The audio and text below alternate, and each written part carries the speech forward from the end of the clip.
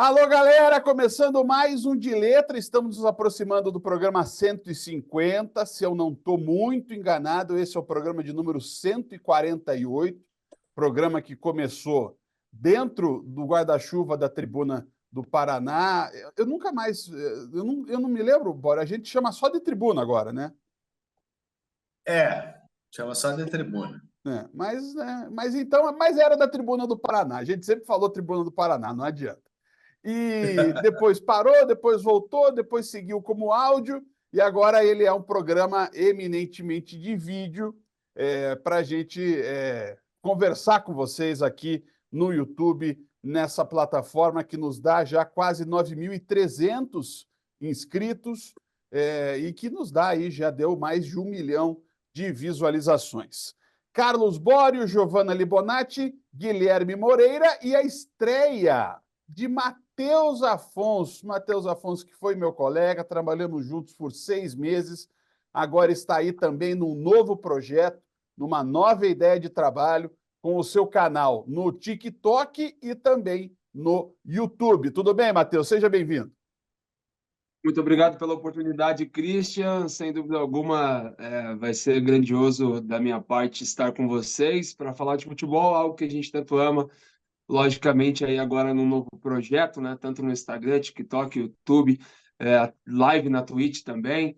Então, a gente vai tentar aí fazer as coisas, né? Para a internet, e sem dúvida alguma que esse projeto também está dentro desse meu novo ciclo. É isso aí. Ricardo Brejis, que acabou de chegar. Ricardo, a gente está negociando a tua licença paternidade na rádio, mas não negociamos aqui, né? Vamos ver como é que vai ser, né? Quero ver se você vai conseguir gravar o Cartola Mágica, os 6 minutos ali, com tranquilidade. Com tranquilidade, certamente não vai ser, mas a gente dá um jeito. O que não E o pode é dar dica furada. o Guilherme Moreira. Guilherme Moreira, que daqui a pouco. Gui, você vai casar, assim, evento, festa, cerimônia, ou vamos só na união e segue o jogo? Essa é uma boa pergunta, viu? A pergunta de milhões. Thaís inicialmente queria festa e não sei o quê, bababá, daí começamos a dar uma olhadinha, né? Quem casou, perguntando valores. O Matheus casou faz recentemente, né? Então deve saber valores mais atualizados também. E daí falou, acho que não precisa também uma festona desse jeito, né? Mas assim, vai ter uma comemoração, uma coisa dessa forma. Só não sabe, a gente tá pensando numa praia aí, uma Ilha do Mel, quem sabe. Porra, aí sim, hein? Sim, hein? Mas enfim, mas isso daí a gente vai fazer o teste agora da moradia, né? Estamos procurando um apartamento aí para morar juntos. Aí, se ninguém perder o réu primário, acho que daí dá para casar.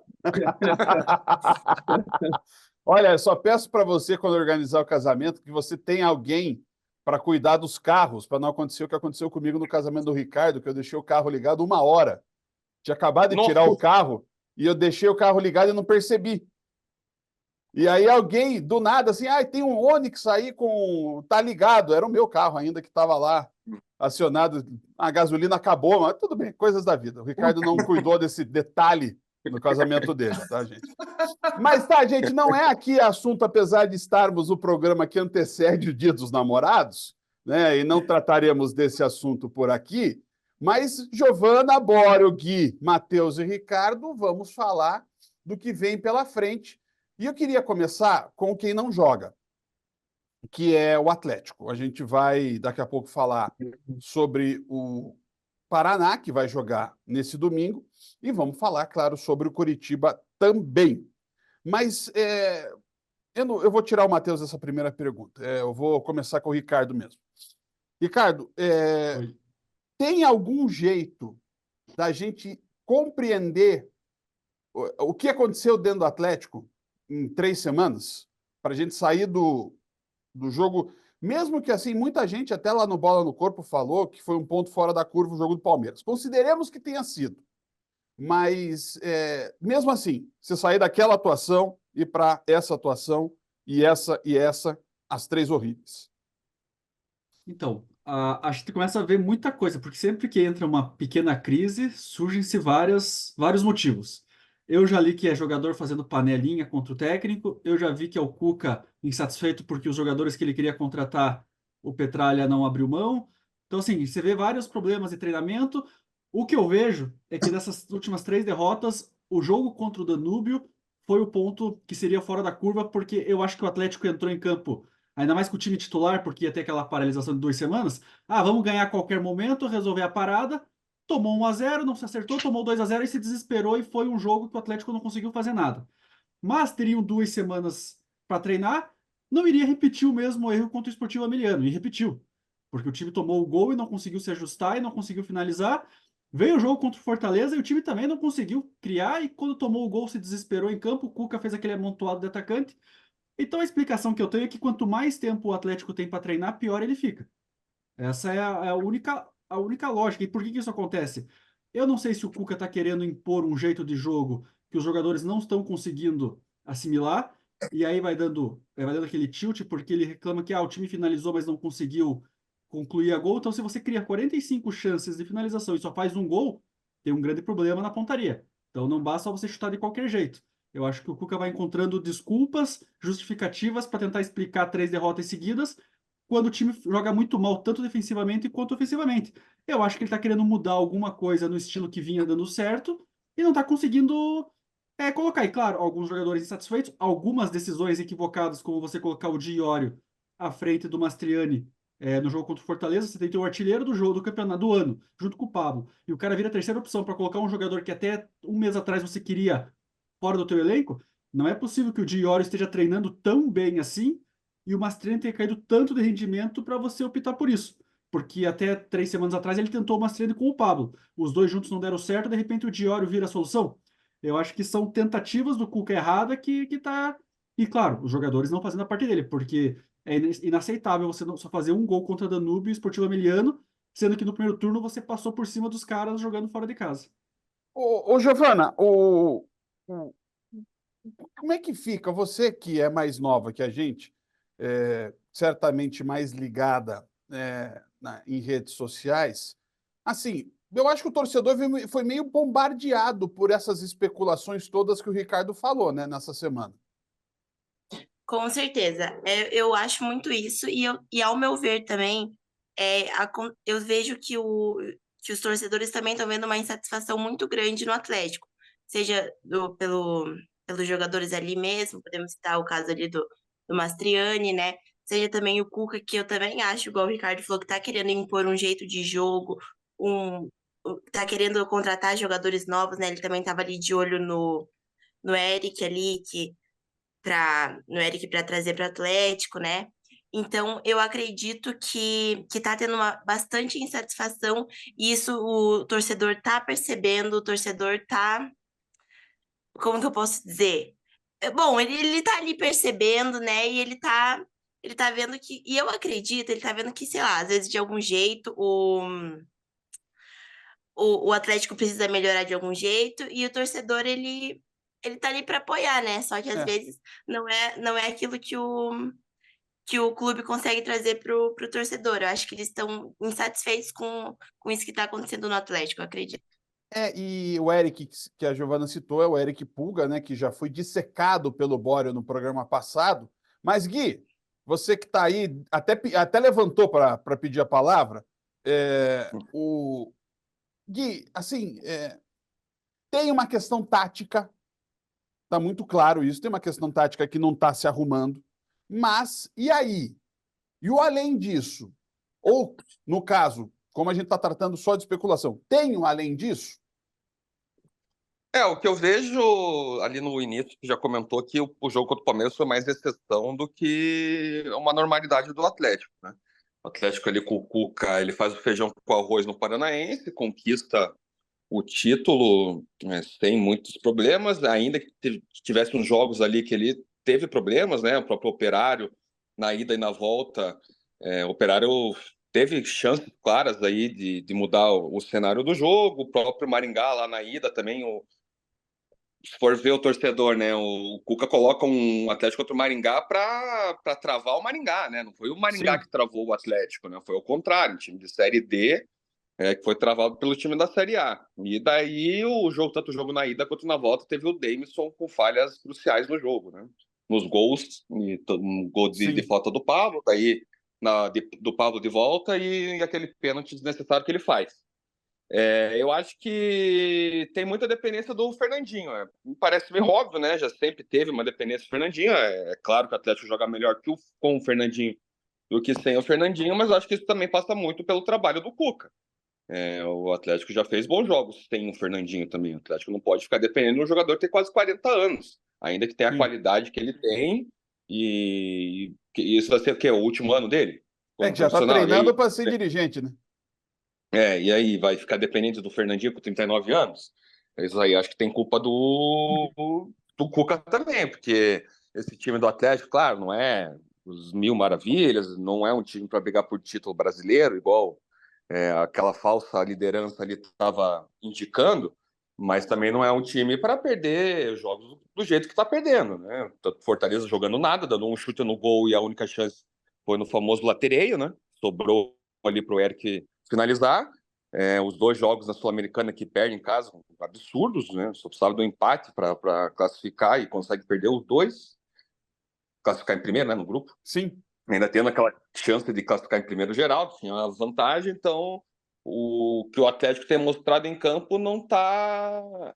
Até os resultados, né, do próprio Sul-Americano antes, porque os times eram fracos, né? Quando ganhou fora de casa também era óbvio que tinha que ganhar esses jogos fora de casa na primeira fase, e os resultados estavam meio que maquiando o que o Atlético está apresentando. Para mim, o Atlético não está jogando bom futebol, tirando esse jogo contra o Palmeiras, e ali contra um Operário da vida, que foi 4-0, mas também com as circunstâncias do jogo, o placar também foi um pouquinho mentiroso contra o Operário.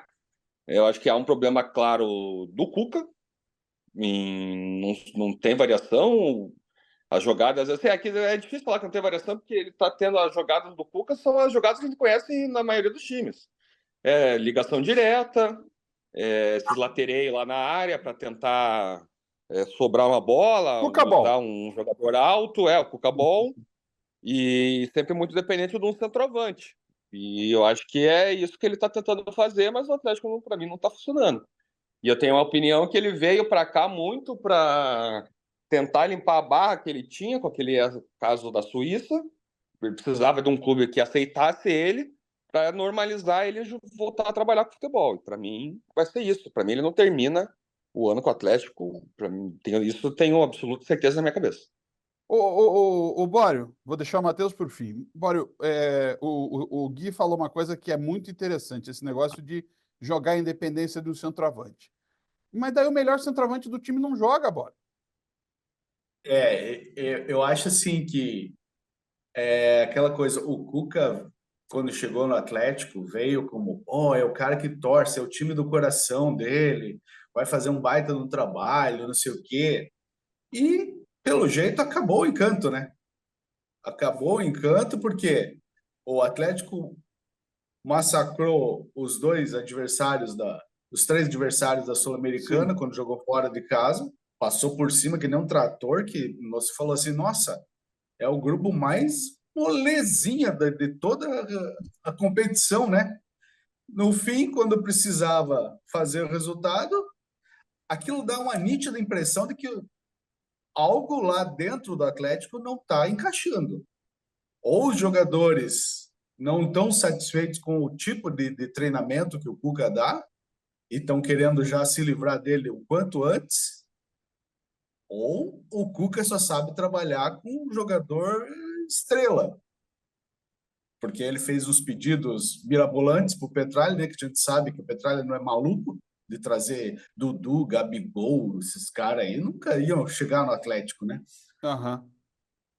Então, eu acho assim que, como eu concordo com o Gui, eu acho que o Cuca não dura nem mais um mês no Atlético. Acho que dura porque tem essa parada da FIFA, né? Por causa mas eu digo, não dura mais um mês jogando aí. Eu acho que eu vou nessa linha, porque, assim, as histórias que tem dos jogadores estar descontentes, tem a panelinha, assim, acho que a panelinha tem todo o elenco, né? O elenco tem 30 jogadores.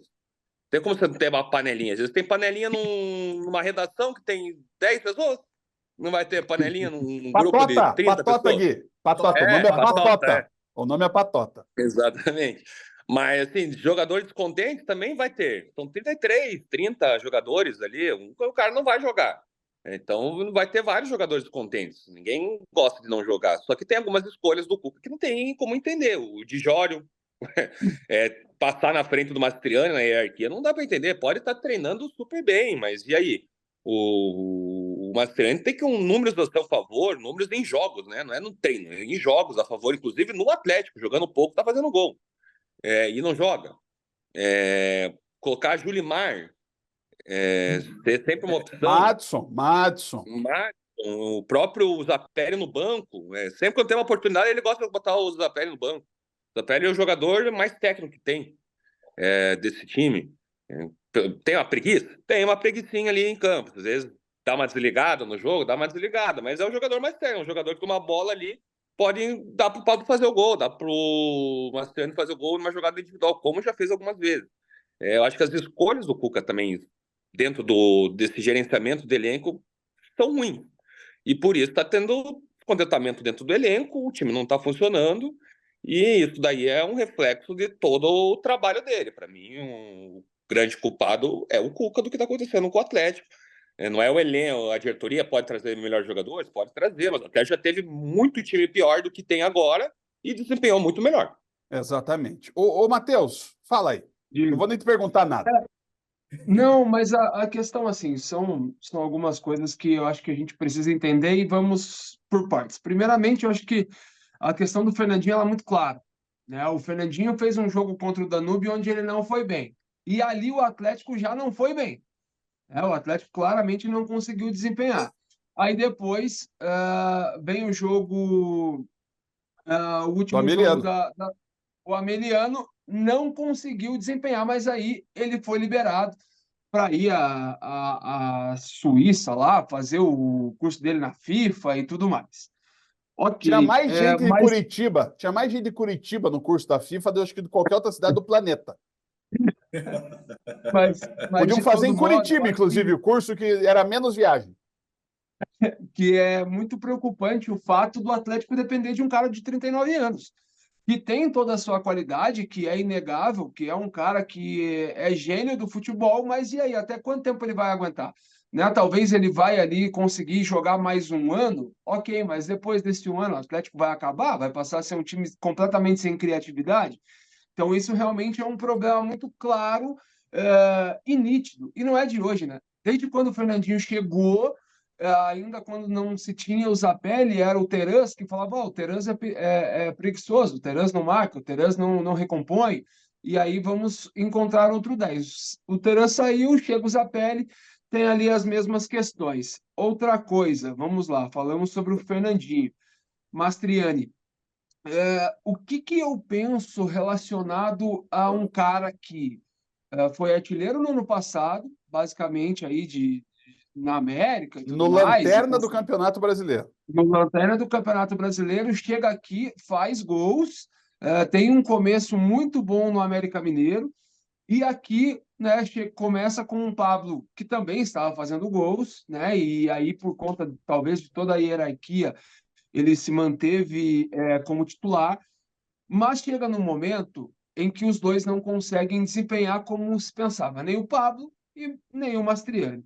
O que eu, como treinador, imagino que você precisa fazer? Mas o cara está treinando mal e tem um outro que não tem tanta qualidade que está treinando melhor que ele. Eu entendo você oportunizar, mas o que eu, como treinador, faria? Mastriani, cara, eu sei que o teu treinamento não está bom. Conversa com o cara. Eu sei que as coisas no treino não estão acontecendo, mas é impossível que você tenha desaprendido a fazer gol. É impossível que você desaprendeu tudo o que você fez nos últimos 2 anos. Eu vou confiar em ti. Entra em campo e aproveita. E assim, o entrar em campo que eu digo não é 5 minutos antes do jogo acabar. Sim. O entrar em campo eu vou te dar 3 jogos na sequência como titular, ou então entrando com 15 minutos do segundo tempo para você ter 40 para jogar, para você demonstrar o teu futebol. Se você dá confiança para um jogador como esse, ele se enche de confiança, a torcida adora o cara. Então, assim, eu te falo, dentro da Arena da Baixada, cruzou uma bola, o Diório errou, qual vai ser a reação da torcida? Vão querer matar ele. E qual que vai ser a situação se eventualmente acontece com o Mastriani? Então, assim, seria diferente, entendeu? Porque a torcida gosta do cara. Então, é mais uma questão de confiança que eu acho que o Cuca precisa fazer. Eu acho que ele entende isso, enfim, mas eu acho que precisa de confiança. Agora, falando sobre o Cuca, eu acho que o Atlético vai esperar a janela, independente de qualquer resultado que aconteça. É claro, vai encaminhar 5, 6 derrotas, a gente sabe como é o Brasil, a gente sabe como as coisas podem acontecer, mas o Cuca fala abertamente, desde as primeiras entrevistas coletivas dele, que ele precisa de reforços. E o Atlético entende isso. Não, o Atlético tem basicamente 3 zagueiros no seu elenco, reintegrou ali o Beleze, mas me parece que é muito mais para manter forma física e treinar do que de fato jogar, é só num caso assim de extrema urgência. O Atlético precisa, no mínimo, de um meio-campo, porque eu vou falar aqui sobre o Zapelli daqui a pouco, mas precisa de um cara para fazer, no mínimo, uma pressão para o Zapelli. Eu acho que o Zapelli hoje, de certa forma, ele se sente até confortável, porque ele sabe que não existe ninguém que possa tomar o lugar dele, de fato. O Christian não vem bem desde a lesão. O Christian fez uma temporada no ano passado incrível, mas durante esse ano não conseguiu desempenhar, né? As oportunidades que ele teve, ele acabou não conseguindo aproveitar. Então, o Zapelli, eu acho que ele sente em alguns momentos que, cara, não existe ninguém dentro desse plantel que possa tirar a minha vaga. E aí eu acho que isso é um problema. Acho que o Atlético vai atrás disso e eu acho que o Atlético vai esperar com contratações. Eu acho que ainda a nível Atlético, a gente não vai esperar um cara que vem aqui para ganhar R$ 1 milhão, como diz o Bori, 2 milhões, 3 milhões. Eu acho que isso é loucura e isso vai contra o que o Atlético fez desde 95 para cá. Sim. E outra, né, Matheus? O Atlético tem dinheiro hoje para pagar isso. Se ele for ver, tem essa tem. grana. Mas essa não grana. é o perfil do Atlético. O Atlético Não, não vai fazer isso. eu acho que o Atlético realmente só muda isso com a chegada da SAF. E eu acho que ainda está um pouco longe de acontecer. Mas, então, o Atlético não faria loucuras. Eu acho que traz, sim, alguns atletas, né? E aí, nesse caso, vai dar tempo ao Cuca. O tempo trouxemos os jogadores que a gente acordou aqui. Agora faça esse time jogar. Né? A gente sabe que esse tempo no Brasil, às vezes, pode ser 5 rodadas. Mas eu acho que vai esperar, sim, a janela do meio do ano chegar, vai vir reforços e aí vão entender qual é o trabalho definitivo dele, porque hoje o que ele mais usa estou feliz com os garotos que eu tenho aqui, mas eu preciso de reforços. Então, não está tão feliz assim, né? Olha, eu vejo que pessoal o aqui... jogo contra o Ipiranga é dia... Que dia que é? De julho? Não está marcado ainda. Não está marcado? Mas é em julho, né, você? Não? Agora não tem espaço, né? Eles tinham essa porque... semana. Tinham essa semana para aproveitar e fazer esse jogo e não fizeram. Se o Atlético tivesse passado direto para as oitavas da Sul-Americana, provavelmente seria na data da repescagem da Sul-Americana. Agora que o Atlético quis mais 2 jogos no calendário, aí eu não sei quando vai ser essa partida. E eu acho que esse jogo vai ter um peso muito grande, porque já está numa situação complicada ali na Sul-Americana, né? Já vai para playoff. Contra um Cerro que também não é um time ruim. É um time que vai dar trabalho também para o Atlético. Considero o Atlético favorito, numa lógica, mas não é aquele favoritismo, não, vai passar e já dá para pensar no Belgrano aí nas oitavas da Sul-Americana. E tem o Ipiranga em desvantagem no jogo daqui. Tem que reverter a desvantagem que aconteceu lá naqueles 2 gols que levou nos acréscimos, mas que era para ter perdido até demais pelo que foi o jogo lá em Erechim. E se é eliminado em casa contra um Ipiranga, eu acho que daí já é um peso bem maior. E outra coisa que a gente consegue perceber o Atlético tem dificuldade de propor o jogo. O Atlético, quando pegou adversários que veio para se defender, que é o caso do Ameliano, o caso do Danúbio, o caso dessas equipes, o Atlético teve dificuldades, cara. Isso é um problema. E muitas vezes, quando o Atlético tentou jogar e jogou de maneira reativa, que é o caso jogou contra o Palmeiras, saindo para o jogo, mas esperando principalmente o Palmeiras atacar, o Atlético teve mais êxito. Né? Só que o problema é que não tem como se jogar assim em casa. Ainda mais contra um Ipiranga, contra quem for, a torcida iria pegar no pé. E o próprio Cuca falou, né? É difícil aqui jogar contra times fechados, mas pô, você vai jogar na arena contra qualquer time, vai estar fechado contra o Atlético. Exato. O Flamengo joga inicialmente. Tem a questão de propor o jogo, tem um Mas modelo aí de é muito... jogo, mas dá aquela segurada no início. Sabe que a pressão da arena é diferente. Sabe que o Atlético joga pra cima na arena. Daí vai reclamar disso? Tem que treinar pra isso, ué. Gente, passando a página, domingo, 11 da manhã, também conhecido como amanhã, o Paraná enfrenta o Iguaçu. E aí, Ricardo, primeiro assim, eu confesso, nós estamos gravando com um cenário do jogo. Agora há pouco, antes da gravação, veio que pode ter torcida, no segundo ponto não pode ter torcida, no outro não tem, então não vamos... Eu queria só, Ricardo, que a gente falasse sobre essa zona. Me perdoe, mas é uma zona e assim, passa muito pelo papel, nesse caso, do Ministério Público, que resolveu atrapalhar de vez a promoção do jogo. Porque eu sempre falo, né? Quando você tá essa questão de não ter torcida de última hora, quem decide é porque atesta a incompetência de conseguir manter a segurança. Porque se você vai fazer um jogo sem torcida, independente do motivo, não pode ser 48 horas na semana do jogo que você vai resolver que não vai ter torcida, porque normalmente os ingressos começam a ser vendidos mais cedo. Já tinha essa promoção, a torcida do Paraná se mobilizando para ir. O Iguaçu, tudo bem que não tem uma torcida, mas o pessoal do União da Vitória quer ver um time, quer ver um bom jogo. O Iguaçu, se ganhar do Paraná, encosta no G4. Então, assim, tinha uma mobilização para esse confronto. Aí, do nada, você simplesmente não vai ter torcida por questão de segurança. Para mim é porque você não consegue garantir que vai ter segurança no estádio. Se você que tem essa função de controlar o público, de manter segurança, diz que não tem, é porque você está tendo incompetência. E a gente viu isso diversas vezes, em diversos lugares. Em alguns lugares a gente vê torcida única porque os caras acham que é mais seguro. Aí tá lá tendo o jogo e a 20, 30 quilômetros do estádio tá tendo pancadaria de torcedores porque a polícia não consegue organizar minimamente essa situação. Então acho que é isso. Acho que o Paraná vai sentir um pouco a falta de público, porque, embora o jogo seja na Vitória, se você for parar para pensar, teriam mais paranistas do que torcedor do Iguaçu, e o Paraná precisa ganhar esse jogo, porque se ele perde, ele puxa o Iguaçu para a briga, fica a um ponto do quinto colocado e se complica nessa reta final da primeira fase. Se ele ganha, praticamente encaminha a classificação, porque ele pode abrir até 7 pontos do quinto colocado, faltando 3 E jogos. ainda pega um Grêmio Maringá, né, cara? Então, Isso. ele faz mais 2 jogos em casa e pega o Grêmio Maringá fora de casa. Então, assim, ganhar do Iguaçu, ele praticamente garante a classificação. Empatar, ele pode manter a vantagem. Agora, se ele perde, ele embola toda a classificação, porque é bom lembrar que o Rio Branco é o primeiro com 15, que está fora da curva, está praticamente classificado.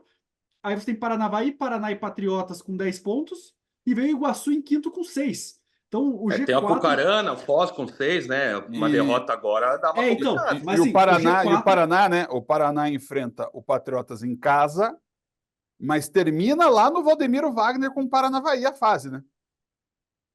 Essa que é a questão da tabela. Então, o Paraná ele não pode bobear nesse jogo porque ele vai puxar. Se ele perde, foi o que o Gui falou. Outros times têm 6 pontos, podem chegar a 9. De repente você termina aí a metade da primeira fase, um pouco mais, né, que são 6 rodadas ali, com 3 times com 10 pontos e 3 com 9. Pô, são 6 times brigando por 3 vagas, Dá faltando para 3 jogos ver com pela confronto tabela direto. aqui, ó. O Foz pega o Laranja Mecânica fora e o Apucarana recebe o Paranavaí. Paranavaí está bem E- arrumado, viu, gente? Paranavaí está bem arrumadinho. Então, Gostei de ver o mas Paranavaí. assim, né? Pensar que o Foz do Iguaçu pode ganhar do Laranja Mecânica é bem impossível, né? Claro, sim. claro. Ele já iria para 9. Se o Paraná perde o Iguaçu, fica o Iguaçu com 9. Então ficaria o Paraná com 10 e 2 com 9. Aí Então, o campeonato é, embola de volta. pedir para você se complicar. E não dá para o Paraná É. só querer fazer os pontos em casa, porque tem só mais um jogo em casa agora. Então, beleza, vai chegar a 13 pontos. Se o Paraná não ganha do Grêmio Maringá, eu acho que assim, quem não ganha do Grêmio Maringá nesse campeonato não pode ficar entre os 4. É impossível. O Paraná Ainda- e Maringá é em casa também. O Paraná joga contra o Patriotas em casa, 2 seguidas. Patriotas em O casa e Grêmio o Grêmio Maringá em Maringá em casa. casa. É. Então, E termina com o Fora, Paranavaí o Paraná lá. fecha contra o ACP fora. talvez 16 pontos seja o suficiente para você se classificar. Mas você depender de ganhar os últimos 6 pontos dos últimos 3 jogos, é pedir pressão, e aí toda aquela festa e comoção da torcida nos primeiros jogos já vira pressão no estádio. Giovana, eu tenho que usar a Giovana, porque a Giovana, tipo, ela tem idade para ser neta do Bório, para vocês terem uma ideia. Então, assim, a Giovana está indo mais, ou foi mais recentemente no estádio, num perfil diferente do nosso. Por que eu digo isso? Porque também aconteceu só essa decisão do MP, porque teve briga das torcidas do Iguaçu e do Paraná, lá em União da Vitória, ano passado. Giovana, como é que está... assim, você viu, eu torço para que você assista os jogos em breve como a gente, numa área de imprensa também, mas como é que está a segurança para ir para o estádio? Não interessa qual estádio agora, Giovana, eu digo de forma mais ampla. Então, tem sempre assim, igual o Ricardo falou, a polícia ali em volta, essa restrição, mas eu acho que cabe à polícia, o governo, né, a prefeitura, o Ministério Público, seja quem for, se organizar melhor, porque realmente acontece muito isso. Eles vão lá, tem um certo ponto que os outros torcedores não podem chegar tão perto do estádio, tem jogos com torcida única, tem jogos que são até sem torcida, no exemplo desse do Paraná, exemplos de vários do Coxa que já teve, que realmente sem torcida por conta de brigas que aconteceram, mas acontecem as brigas fora do estádio, acontecem as brigas longe do estádio. Então, eu acho que não tem uma organização. Mas quando tem a torcida, quando a torcida vai até o estádio, acontece, né, briga também, mas assim, mesmo assim, dentro do estádio, ali nas arquibancadas, tem ali a polícia que fica ali nas arquibancadas, né, tem também aqueles seguranças, mas o meu ponto de vista, eu acredito que não adianta muito, assim, porque já aconteceu várias brigas, por exemplo, no Couto Pereira, da torcida ali da área de visitantes e da Mauá ali, que é do Coxa, né, que fica uma do lado da outra. Já aconteceram várias brigas dos torcedores pularem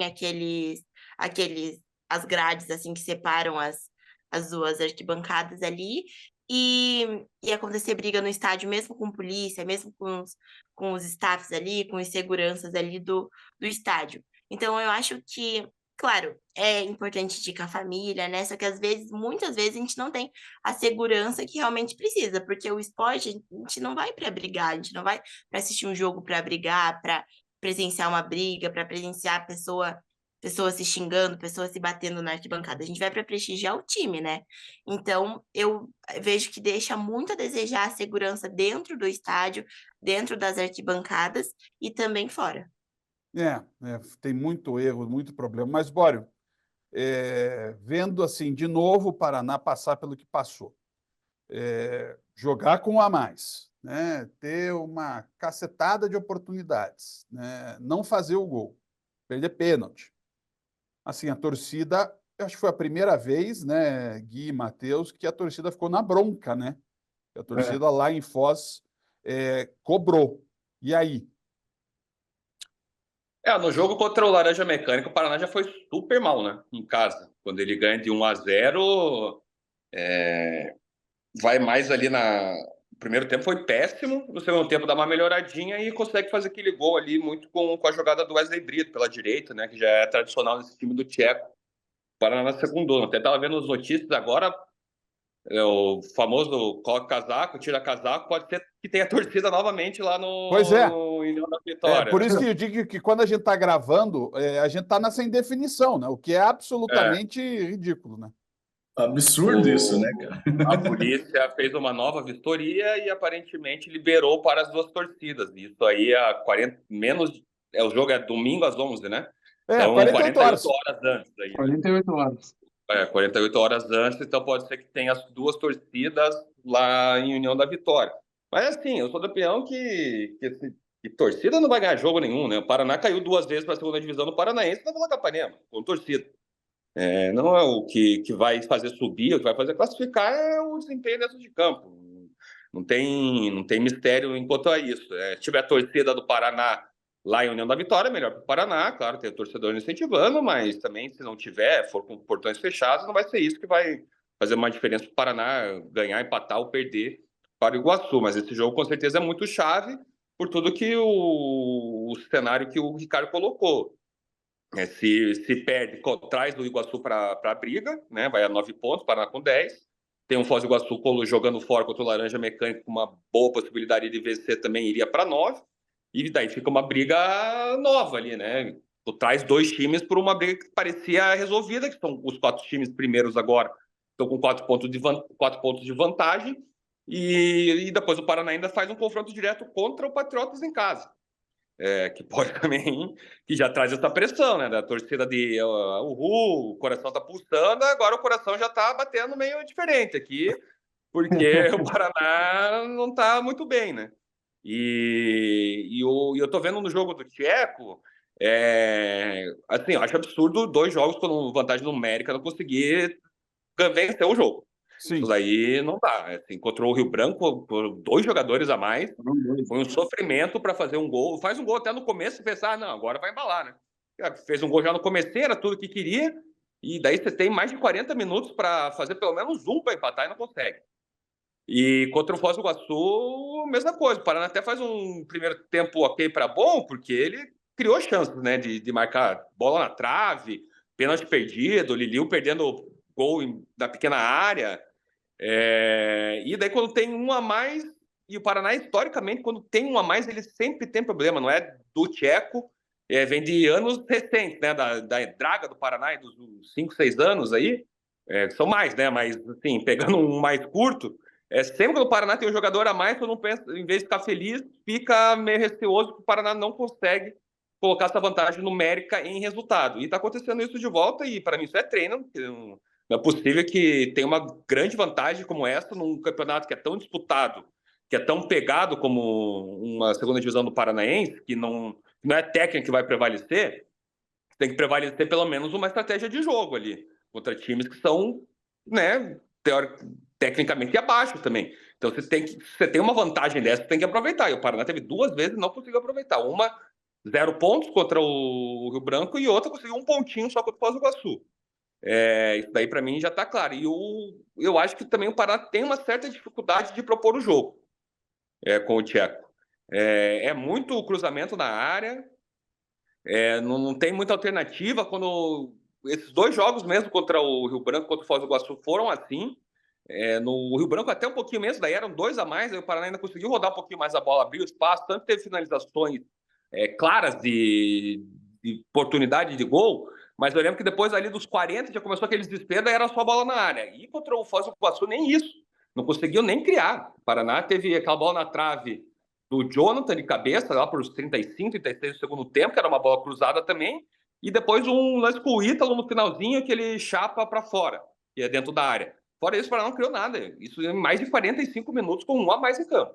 Então isso para mim é um problema também do Tcheco. Eu não acho que ele seja o problema principal, que tem que tirar o Tcheco e tudo mais, mas o Tcheco tem que acordar um pouquinho, porque esse jogo do Paraná fora é determinante para uma classificação. Se ele ganha com 2 jogos em casa, você já dá para colocar o Paraná praticamente classificado, e daí já tem que pensar numa classificação dentro dos 4 ali, o que vai ser melhor para decidir em casa, e enfim. Mas se ele perde esse jogo, fica muito perigoso, e o jogo contra o Patriotas em casa fica mais perigoso ainda, porque vai trazer a pressão na torcida, traz o nervosismo, e esse elenco aí já provou que em situações complicadas, como tá atrás do marcador contra o Rio Branco, o jogo fora de casa não consegue ganhar de ninguém, e daí vai sentir a pressão da torcida. Daí acho que a torcida que empolga, que anima, não ganha jogo, mas também não vai fazer o time perder o jogo, mas vai trazer uma pressão ali, um nervosismo para os jogadores que já mostraram claramente que tem dificuldade de fazer esse time jogar.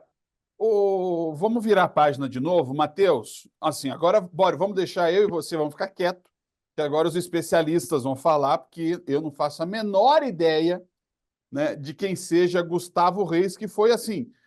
Eu acho que vale esse registro, Matheus, porque é o único cara citado como, digamos assim, possibilidade do Coritiba, né? Porque não falou só surgiu esse nome.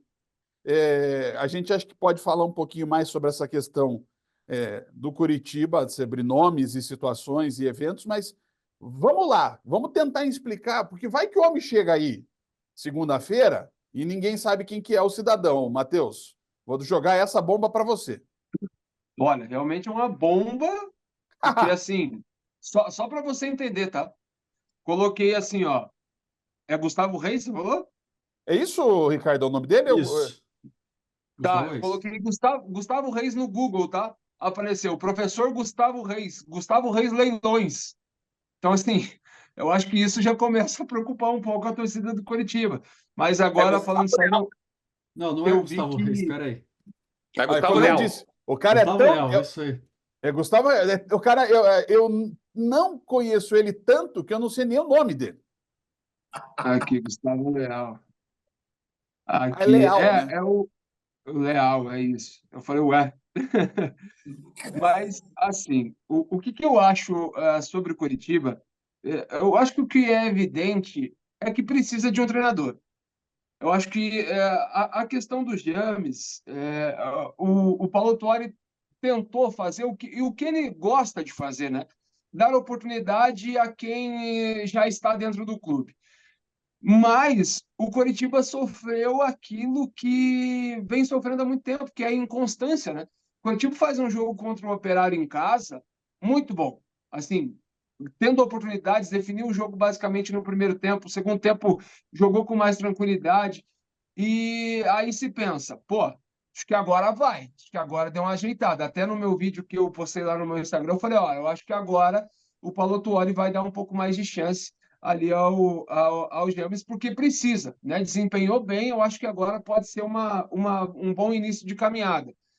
Mas aí vem o jogo contra a equipe do Ceará, né? Assim, para os dois lados, né? Não foi um jogo extremamente emocionante, não foi um jogo bom tecnicamente, e o Coritiba não conseguiu desempenhar mais uma vez. Mais uma vez, os atacantes basicamente não conseguiram pegar na bola. O Coritiba foi ter uma pressão final somente lá no final do jogo, porque o jogo estava 1-0 e o Coxa precisava fazer aquela pressão com cruzamento, com bola na área, com esse tipo de situação. E ainda, né? Teve aquele lance do Richardson, que ele consegue recuperar a bola, acaba não conseguindo fazer o gol. Eu acho que, mais uma vez, o melhor jogador em campo naquela oportunidade do Coritiba foi o Morisco. E quando você tem o seu goleiro sendo o seu principal jogador, mesmo numa derrota, a situação ela é preocupante. E o Coxa vai aí, né? Vai atrás de um treinador. Eu acho que o início do ano, quando começa com o Guto, o Amodeu fala que o Guto chega ao Coritiba porque ele é especialista em Série B, né? É um cara que, independente da maneira como jogasse, é um cara que consegue ter êxito dentro do campeonato. Agora ele sai, o Coritiba contrata o Paulo Tuori, eu acho que muda totalmente o estilo de gestão. O Paulo Tuori não é um cara que vai pensar somente em resultado. O Paulo Tuori é um cara que vai pensar muito mais em estilo de jogo, é um cara que vai pensar muito mais. Ele deu até uma entrevista recente, né, aos canais de Coritiba. Ele é um cara que vai pensar muito mais à frente para o Coxa. Né? Ele entende, claro, a necessidade do Coritiba subir a Série A de Você 2025. conseguiu entender aquela entrevista? Eu confesso que eu usei 15 minutos da minha vida e não vou levar Ah, aqueles 15 minutos para frente. ele veio para pedir para a torcida o apoio, né, principalmente, e veio para dizer que, assim, a entrevista dele, ele fala muitas vezes, olha, a gente pode ter um resultado adverso ou outro, mas a gente precisa do torcedor, né, já pedindo desculpa antes mesmo das coisas acontecerem. Mas eu acho que com a chegada dele, a gente sabe a famosa frase dele, né, que é o saber sofrer, né, ele passou pelo Atlético muito tempo, pelo Cruzeiro também, agora recentemente foi a mesma coisa. Eu achei que em algum momento ele iria assumir o campo técnico do Coritiba, acabou não acontecendo, né, porque é o que ele fala, eu não quero mais treinar, ele não quer mais treinar faz 15 anos, e todo clube que ele passa ele acaba treinando. Mas, de todo modo, eu acho que o Coxa precisa de um treinador, independente de quem seja, para dar uma situação do tipo dos jogadores entenderem. Tipo, ó, esse é o cara que vai tentar fazer algo. Né? O James, acho que até tinha o respeito do elenco, mas claramente não é o cara que precisaria ali para o Coritiba nesse momento. Pelo que eu estava vendo aqui, o Gustavo Leal estava no México, né? O futebol mexicano acabou treinando o Atlético São Luís, né? E Isso. trabalhou antes aí na base do Fluminense. Então, é um cara que eu confesso para você que ainda não pesquisei, não vi, mas o Coxa precisa de alguém. Ô, Gui, Assim, e o que dá aí? para ver, né, Matheus, é que o Diga, cara diga. tem um trabalho no time profissional na carreira. Um Exato. cara com 38 anos, É um James que fala espanhol. ficou no... Estava no Fluminense desde 2015, na base do Fluminense, sub-17, sub-19, sub-20. Ele vai lá para aquele time que o Fluminense teve uma parceria, não sei se é da Sérvia lá, um time. Eslováquia. Enfim, é o Samorim lá, né? E fica lá por 3 temporadas, mas, enfim, ninguém conhece. Quem que vê esse campeonato, sinceramente, ninguém. A não ser quem a imprensa local que vai cobrir, porque a gente não tem como falar que a gente vê esse campeonato lá longe, ele sendo auxiliar técnico. Então ele volta aí em 2019 para o Fluminense, sub-19 e sub-20. E o primeiro trabalho dele como profissional no Atlético São Luís, lá do México, nessa última temporada. Assim, daí o Coxa fala, né?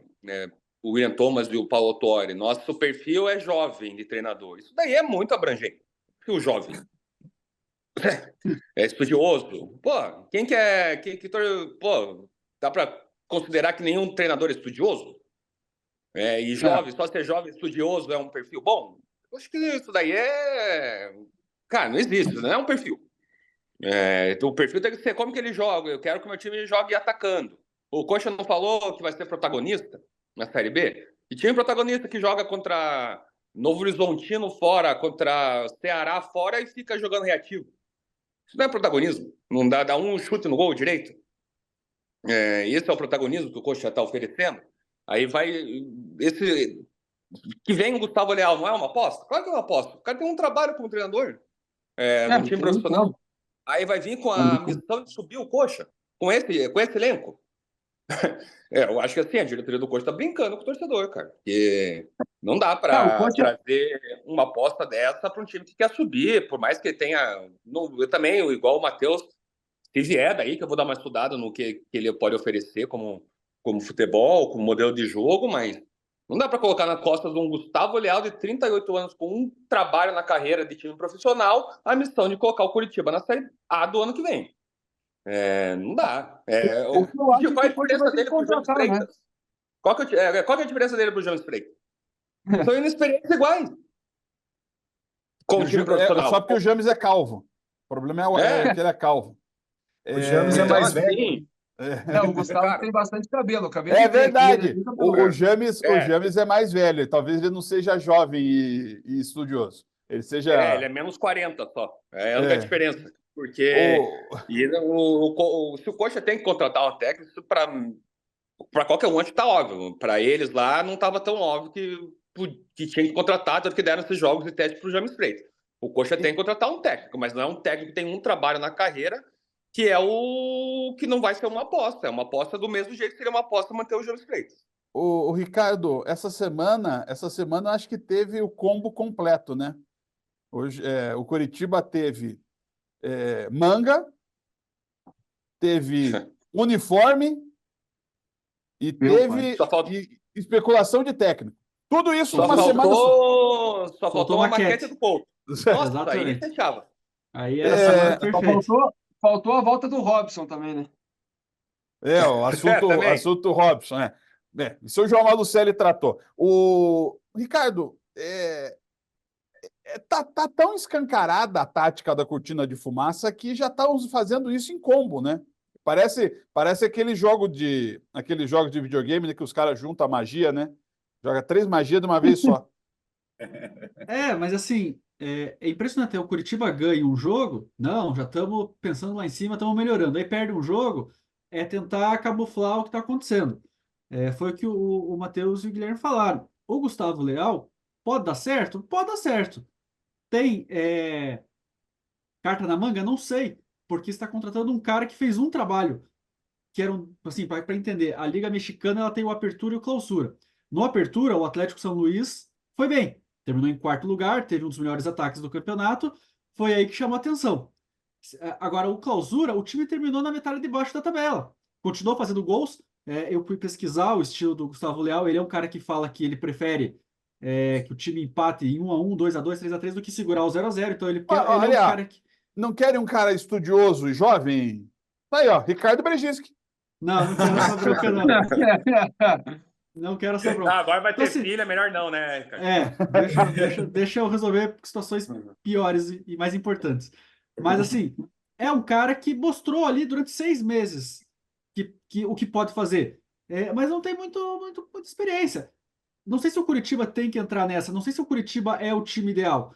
Porque o Atlético São Luís, se a gente for parar para pensar, eu tentei comparar ali mal e mal, é como se talvez o Cuiabá terminasse o primeiro turno do Campeonato Brasileiro no G4, ou um Atlético Goianiense, e daí no segundo turno voltasse ao normal. Aí o Será que Cuiabá chega bem no campeonato, daí o técnico do Cuiabá vai bem e ele vai tipo para um Corinthians, é isso que você está querendo dizer? é mais ou menos isso. Então, assim, entre você pegar um cara que fez a carreira inteira legal, na base do Fluminense ele trabalhou com o André, com o Evanilson, com o João Pedro. É um cara que ajudava a lapidar. Foi auxiliar do André Jardine na seleção olímpica em Tóquio, e a seleção brasileira não fez uma Olimpíada em 2021 que passou por Não. cima de todo mundo, teve suas dificuldades. E aí o André Jardine foi para o Atlético São Luís, e aí depois que o Jardine saiu para o América do México, o Gustavo Leal assumiu no lugar dele. Então, sabe, ele foi muito a vida inteira como auxiliar e de repente teve em um ano uma experiência. Pô, será que é o cara que resolve? O James conhece mais o Curitiba certamente do que o Gustavo Leal. Aí você Com pensa, certeza. pô, quem que tá no mercado? Léo Condé. O cara subiu com o Vitória ano passado.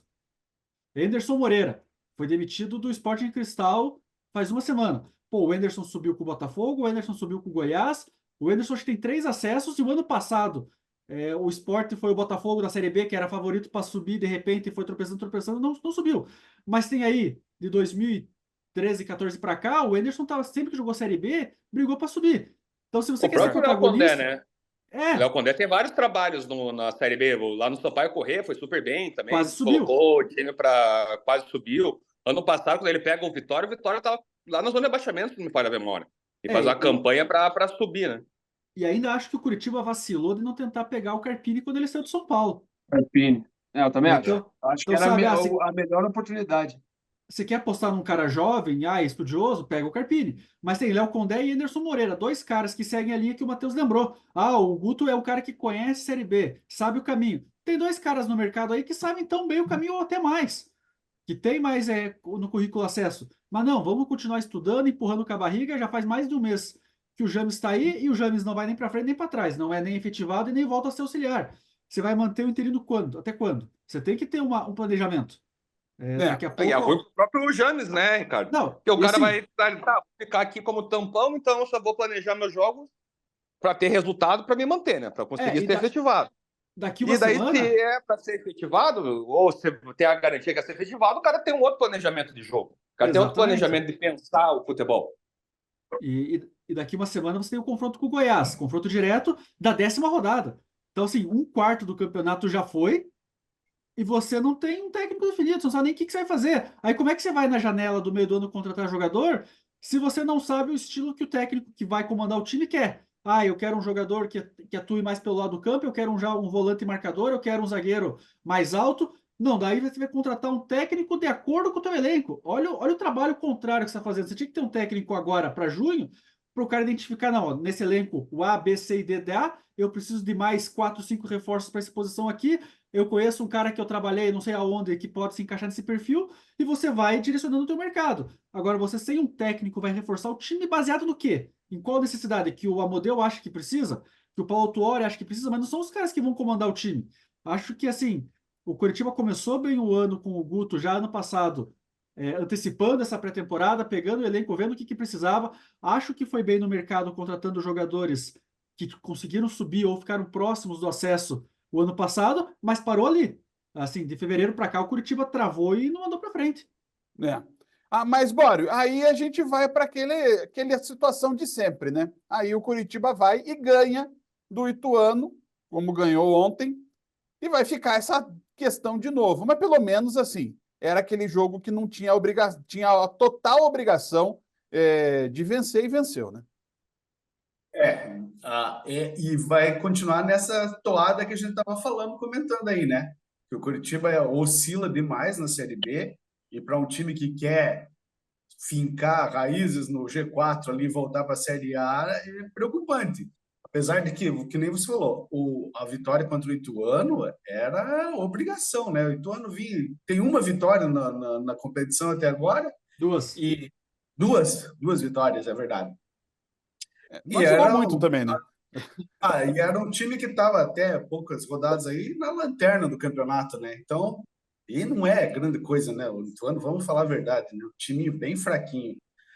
Cara, o E, Ituano não vence fora de casa há 9 meses. ó, Tem 8% de aproveitamento fora de casa, o time do Ituano. então, o Curitiba tinha que ganhar e como ganhou, né? E era obrigação mesmo, né? E assim, quando é o treinador, cara, eu acho que não digo nada para vocês se o Paulo Autuori não assumir o time, hein? Olha, Ah, mas isso aí é o que acontece em todo clube que ele passa. E ele tá numa traz um, situação dois. que ele pode tanto assumir o time como pode assumir o lugar do Amoedo, né? Não, qual a chance O Amoedo, eu tô do com Coxa... esse partido novo na cabeça aí, tá doido? Não, mas quando ele veio, qual que é a Cara, não deve ter pensado uma pessoa não deve ter pensado nisso, que eles vão contratar um técnico pro Coxa da Série B, esse técnico vai cair e o Autuori vai assumir em algum momento na Série B. Quantos não pensaram nisso? A cartilha está pronta, né? É a É. questão que ele faz em todos os clubes. Ele fala, não quero mais treinar, vou ser diretor. Aí, o único clube que ele não fez isso foi no Inter, né? No Inter ele Isso. acabou não assumindo. Mas o resto, todo clube que ele Todo. foi, ele contratava dois treinadores, não funcionava, ele vinha como cortina de fumaça, treinava o time ali. Aconteceu no Cruzeiro, aconteceu no Atlético, aconteceu... Aí depois foi pro Nacional. Acontece todo time, cara. é. Agora, Ricardo, E até o próprio Coxa não sabe o que está fazendo na vida, que agora estão voltando 2 de empréstimo. Thiago Dombrowski, e Caio que ficou César. lá no Portimonense, que caiu, inclusive, na Liga Portuguesa. Ele não fez um jogo lá. Não fez um. Ele só jogou pelo Eu acho que volta sub-23 a deles treinar lá. o Caio, né? Caio César volta também, né? O Caio César volta do Vitória de Guimarães, lá que fez um bom campeonato, Vitória, acho que terminou em 5ª ou 6ª Liga Portuguesa. Só que daí apareceu lá, Caio César fez 14 jogos, tal, no time. Pô, você vai ver os números, o cara jogava 5 minutos, 8 minutos. Eu acho que ele jogou um jogo só como titular inteiro, ele completou um jogo em 90 minutos. O resto era 5, 10, 12 minutos. Então assim, poxa, ele tá totalmente perdido. Desarme fantástico, a hora do Franzero, do meio da rua, vai tentar Friso, vai sair um golaço, do meio campo, é rede! Que golaço do Friso do meio campo!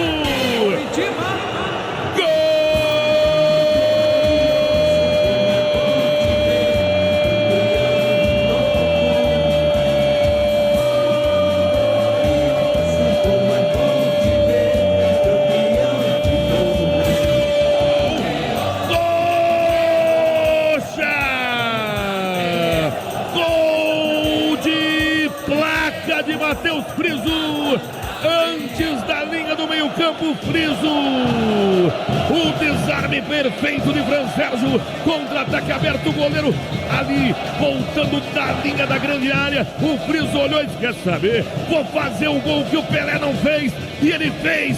Matheus Friso aplaudindo de pé no Major Antônio Couto Pereira. Eu estou arrepiado, eu vou ficar de pé, porque você merece, Friso.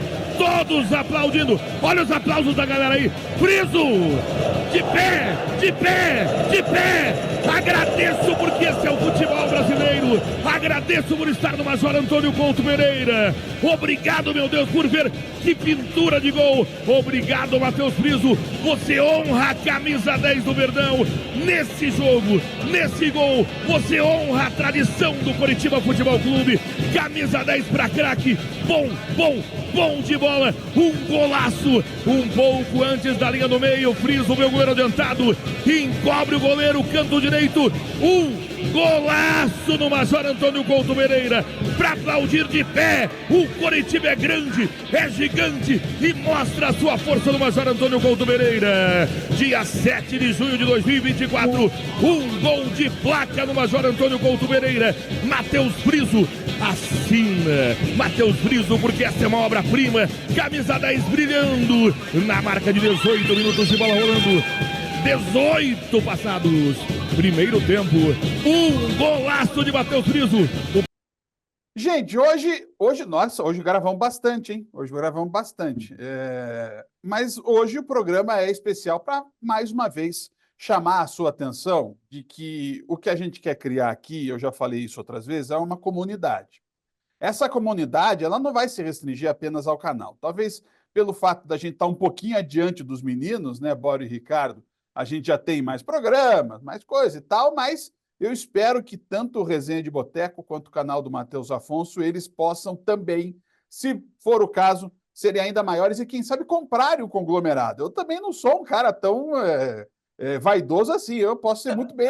A gente se vende rapidinho, né, Bora? Qualquer dinheirinho para nós aqui, nós já estamos indo embora.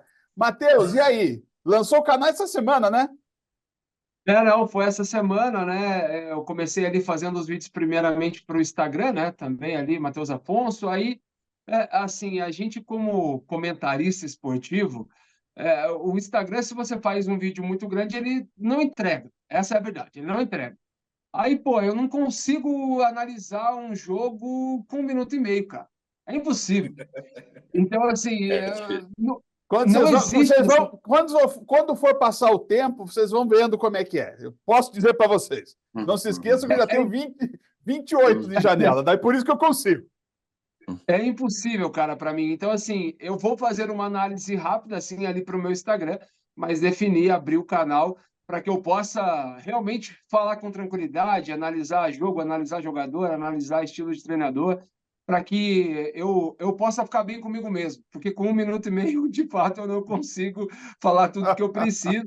Né? E também foi ali para o TikTok lá também com o Matheus Afonso. Então, é o início de um projeto, é o que eu sempre digo, né? A todo mundo, se puder seguir, se inscrever lá. Todo mundo teve um início, esse tem sido o meu, né? Lógico, já tenho também uma experiência grande aí, tanto em rádio como em TV, já dentro da imprensa já há 8 anos, mas agora é um novo projeto que para mim ainda é novo, estou aprendendo muito, né? Buscando aí as inspirações. Vocês foram, sem dúvida alguma, inspirações para mim e agradeço mais uma vez a oportunidade de estar aqui conversando com vocês. Tá, Matheus vai continuar vindo também, mas, Matheus, como é que é o canal no YouTube? Para o cara acessar. Matheus Afonso. Matheus Afonso, tudo junto. Não, separadinho, Matheus Afonso. Só o meu nome. Ah, muito bem. Então, depois a gente vai pegar e se eu lembrar, eu boto. Se eu lembrar, porque eu vou editar depois o vídeo. Eu coloco na descrição. E Gui, como é que tá a resenha nesse retorno? Bem como o Matheus falou, ali é difícil fazer uma análise curta para o Instagram, né, cara? Você vai lá, vai cortando, dá 2 minutos e meio. Fala, cara, cortar mais. Corta, dá 2. Fala, meu Deus do céu, como que eu vou fazer isso daqui, né? Mas é isso, a gente tenta fazer um vídeo curto pro Instagram. Tem funcionado até mais no Instagram, né?